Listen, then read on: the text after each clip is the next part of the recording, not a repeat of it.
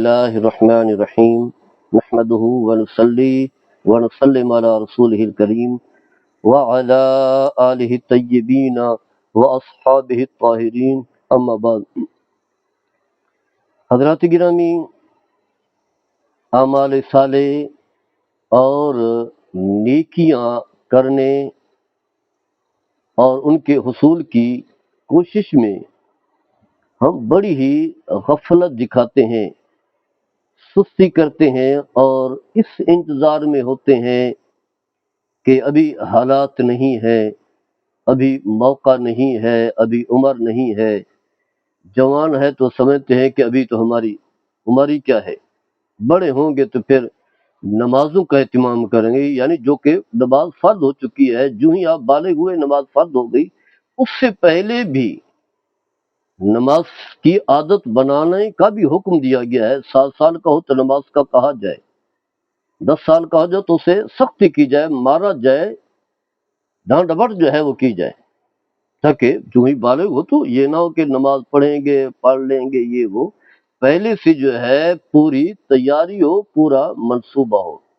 اسی طرح باقی اعمال صالح ہیں تو جو فرائض ہیں جو لازم ہو چکے ہیں، قرض اللہ کا شروع ہو چکا ہے، تو اس کے بارے میں کہنا کہ ہم بعد میں دیکھ لیں گے، ابھی تو ہم جوان ہیں. پہلی بات تو یہ ہے کہ بعد کی عمر کا تو آپ کو پتہ ہی نہیں ہے، موت تو کسی وقت بھی آ سکتی ہے. موت تو پوچھے بغیر آ جاتی ہے. کرامن جو فرشتہ ہے اسرائیل علیہ السلام، وہ تو یہ نہیں کہتا کہ ابھی یہ جوان ہے، ابھی تو اس کی شادی نہیں ہے، ابھی تو تعلیم چل رہی ہے، ابھی تو ایک جو ہے وہ اس کا جو ہے پیپر ہوا ہے، دوسرا ہوا ہے. تو یہ تو نہیں ہے، وہ تو فوری طور پر جو ہے روح قبض کر لیتا ہے، چلتے ہوئے، بیٹھے ہوئے، سوتے ہوئے، پیپر دیتے ہوئے، یونیورسٹی پڑھتے ہوئے، کالج میں پڑھتے ہوئے، کھیلتے ہوئے، کودتے ہوئے، کہیں بھی. شادی ہو گئی، ابھی چند ماہ ہی نہیں گزرے بلکہ چند دن ہی نہیں گزرے، موت آ گئی. تو موت تو کسی وقت آ سکتی ہے. تو اس طریقے سے جو ہے ہم بہانے ڈھونڈتے رہتے ہیں، یہ غلط ہے. یا اسی طرح نیکی کے بہت سارے ہمیں مواقع ملتے ہیں تو ہم جو ہے نظر انداز کر کے بعد میں کر لیں گے. بیمار ہے تو تیمارداری کا جو ثواب ہے اس سے محروم رہ جاتے ہیں. کوئی فوت ہو گیا تو اس کا جنازہ پڑھنے میں جو ہے سستی کر جاتے ہیں. یا اسی طرح جو ہے کچھ مواقع آتے ہیں جس کی وجہ سے انسان جو ہے مصیبت و تکلیف میں ہوتے ہیں، ان کی معاونت و مدد کرنے کا موقع ہوتا ہے. جیسے سیلاب آیا ہے، بہترین موقع ہے ان کی معاونت و مدد کرنے کا، کیونکہ یہ مصیبتیں آفتیں تو کسی وقت آتے ہیں، کسی وقت بھی انسان تکلیف میں آ سکتا ہے. تو ایک بہترین موقع ہوتا ہے. لیکن پھر وہی سستی، کاہلی، دیکھ لیں گے، کر لیں گے. پتہ یہ چلتا ہے کہ بڑھاپا ہو گیا ہے، بال سفید ہو گئے ہیں، بیماری بڑھ چکی ہے، کسی وقت بھی موت آ سکتی ہے. تو اب تو ہم نے وہ کام بھی چھوڑ دیا، وہ نیکی بھی چھوڑ دی، فلاں فرض بھی رہ گیا، فلاں عمل صالح بھی رہ گیا، یہ موقع ہمیں ملا وہ نہیں کیا، فلاں نیکی کا موقع ملا وہ نہیں کیا. بلکہ بسا اوقات جو ہے شیطان کا اتنا تسلط ہو جاتا ہے کہ وہ سوچنے کا موقع ہی نہیں ملتا. انسان خالی ہاتھ اس دنیا سے چلا جاتا ہے اور ایسے سفر پر جاتا ہے جو لمبا سفر ہے، جبکہ زاد راہ کچھ بھی نہیں، خالی ہاتھ. بلکہ گناہوں کا بوجھ جو ہے اس کے کندھے پر ہے، سفر لمبا ہے، زاد راہ کچھ بھی نہیں ہے، اور گناہوں کا بوجھ جو ہے وہ الگ ہے. تو اتنا سفر کیسے بیتے گا، کیسے گزرے گا؟ ایسا سفر کہ اس کے بعد نہ کوئی موت، نہ کوئی دوبارہ دنیا کی طرف لوٹ کر کے آنا، نہ پھر کوئی موقع نیکی کرنے کا، کچھ بھی نہیں، زیرو ہی زیرو. لہذا اب سوچ لیں، کچھ کر لیں اور نیکی کے کرنے میں جو ہے آگے بڑھیں، سبقت کریں. یہ نیکی کر رہا ہے اس سے آگے میں نے بھی یہ نیکی، بلکہ اس سے بھی آگے بڑھ کر کے میں نے نیکی کرنی ہے، تاکہ نیکی کی عظمت آپ کے ذہن میں، اس کی قدر و منزلت ہے، آپ کے اندر ایک شوق پیدا ہو، جنون پیدا ہو. اور آپ جب اس دنیا سے جائیں تو چاہے کہ گھر چھوڑ کر کے گئے نہیں گئے، کوئی بینک پیرنٹس چھوڑ کر کے گئے نہیں گئے، پلاٹ چھوڑ کر کے گئے نہیں گئے، بچوں کی شادیاں کی ہیں یا نہیں کی، وہ تو سب کچھ ہو جائے گا. لیکن آپ کے نامہ اعمال میں اتنی ساری نیکیاں ہوں گی کہ پھر جو ہے آپ کو جو صلہ ملے گا، جو ثمر ملے گا، آپ کی آنکھوں کو جو ٹھنڈک پہنچے گی، آپ دنیا کی ساری تکلیفیں بھول جائیں گے۔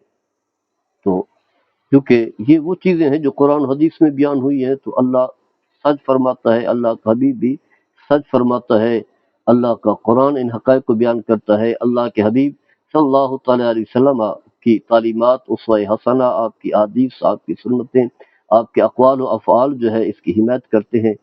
تو اس سے بڑھ کر کے اور کیا شواہد، حقائق، دلائل کیا ہو سکتے ہیں؟ تو چند ایک دلائل کا میں یہاں ذکر کرنا چاہوں گا، باقی بات ہر ایک کے لیے واضح ہے، کسی پر کوئی مخفی نہیں ہے۔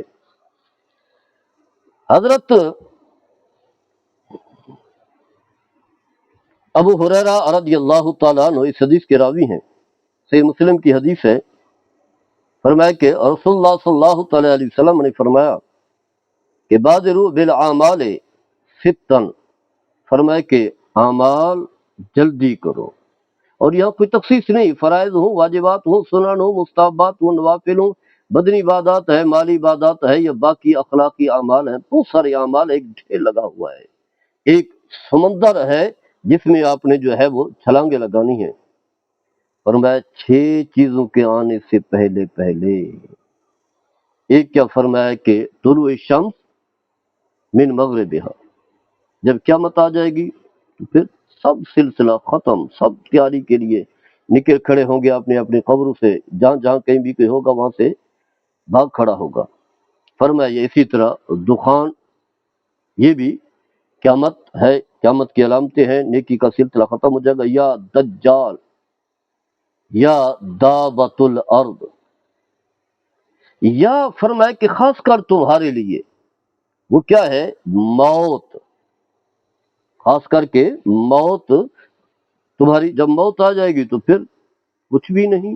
یہ تو آپ نہیں کہہ سکتے کہ اب میری روح قبض نہ کرے، مجھے موقع دے دیں، تو کوئی موقع نہیں ملے گا۔ یہی حدیث اسی طرح سے مسلم میں بھی ہے، راوی حضرت ابو ہریرہ ہے رضی اللہ تعالی عنہ۔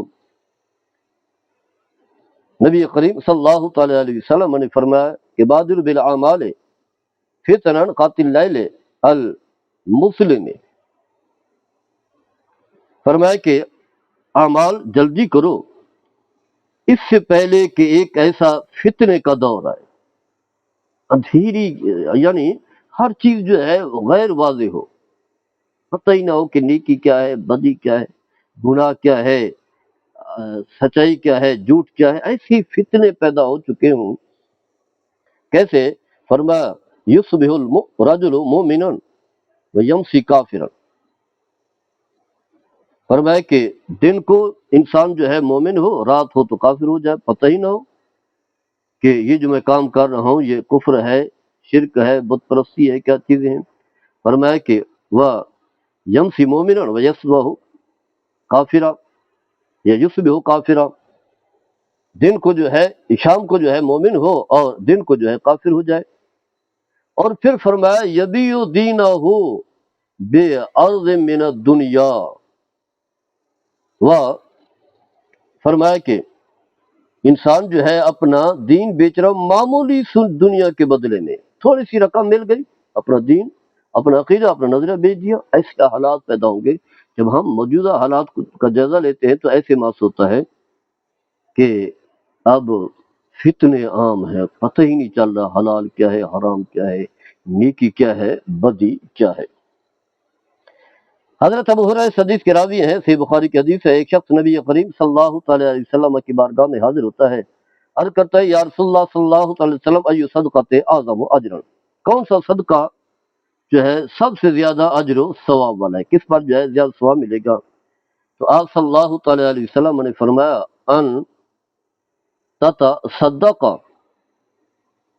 وانت صحیح شحیح تخشى الفقر وتعمل الغنى ولا تمهل حتى اذا بلغت الحلقوم وقلت لفلان كذا ولفلان كذا وقد كان لفلان، فرمایا کہ تم اس وقت صدقہ کرو جب تم تندرست ہو، صحت مند ہو، مال کی محبت ہو، اور تمہیں ڈر ہو کہ اگر میرا خدا مال خرچ کروں گا تو میرا مال کم ہو جائے گا، غنا ختم ہو جائے گی، غربت بڑھ جائے گی، میں اور تمہیں فکر ہو کہ اگر خرچ نہیں کروں گا میرے پاس دولت زیادہ ہو جائے گی، میں غنی بن جاؤں گا۔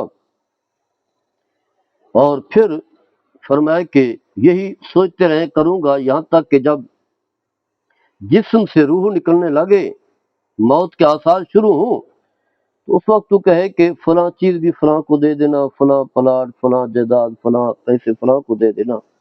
فرمایا اب کوئی فائدہ نہیں ہے، اب تو ویسے ہی یہ دوسروں کا ہو جائے گا، تو مرے گا، تمہاری جو ملکیت ہے وہ ختم ہو جائے گی، گھر کا مالک ایک بیٹا، زمین کا مالک دوسرا بیٹا، پیسوں کے مالک جو ہے بیوی، یعنی وہ تو خود بخود ان کی ملکیت ہو جائیں گے۔ اب دوسروں کے حق میں وصیت کرنے کا کوئی فائدہ نہیں ہے۔ جب فائدہ تھا تو اس وقت تمہیں احساس ہی نہیں ہوا، جب احساس ہو رہا ہے تو اب تو ان کا مالک ہی نہیں رہا۔ واضح کر دی گئی یہ بات۔ حضرت عبداللہ بن عمر رضی اللہ تعالی عنہما اس حدیث کے راوی ہیں، فرماتے ہیں کہ اخذ رسول اللہ صلی اللہ تعالی علیہ وسلم بے منقبیہ فقال قل فی الدنیا کأنک غریب او عابر سبیل۔ رسول اللہ صلی اللہ تعالی علیہ وسلم نے میرے دونوں کندھوں کو پکڑا اور پھر فرمایا کہ دنیا میں تم اس طرح رہو گویا کہ ایک مسافر ہو۔ سفر پر اتنا انسان کتنی دیر رہتا ہے؟ 5 دن، 10 دن، 15 دن، 1 مہینہ، 1 سال، 50 دن، کم و بیش۔ فرمایا ایسے گویا کہ تم کیا ہو، یا فرمایا کہ اس سے بھی کم، جیسے ایک راستہ عبور کرتے ہو، ایک روڈ سے دوسری روڈ کی طرف جاتے ہو، فرمایا اس جیسے اپنے آپ کو سمجھو۔